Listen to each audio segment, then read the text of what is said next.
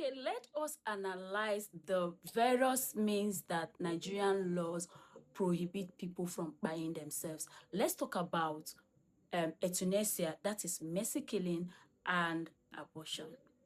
I do think that while this law may make sense to an extent, while there are arguments for and against these two laws, there should be exception to it, because from all I know about law as a lawyer is that a good law ought to have an exception wherein you make a law, either the draftsman does not make provision for exception, or even when things begins to happen, when advancements, activities, or human mind begins to grow broader, you still do not decide or make up your mind to make exception. It means that the law is not growing with the society.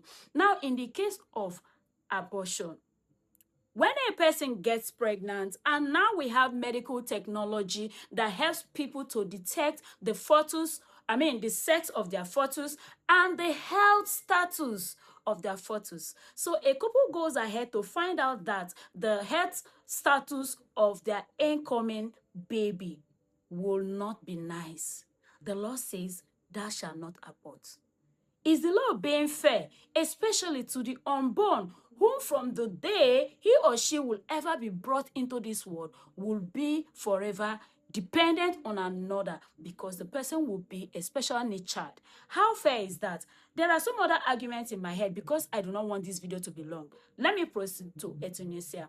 Euthanasia has to do with full-grown adults. The law does not consider the adult age of a person who didn't ask to be born. Now the person is born. The person decides that I no longer want to stay, I want to exit. If I didn't ask to be born, now that I've been born, can't I decide whether or not I want to stay alive? That's a strong argument. Now, this can even be for somebody who is hale and hearty. How about somebody who isn't hale and hearty, who may be going through excruciating pains, who may be ill, who may be going through something that he or she no longer find value nor meaning to this life? The law still wants you to stay alive, and that is even to the extent of giving you no support. Now, this is the shocking part, that euthanasia has the passive one, whereby if a person is living by support and aid like oxygen or anything that helps this person to stay alive, if that thing is removed from the person crosses over to the world beyond.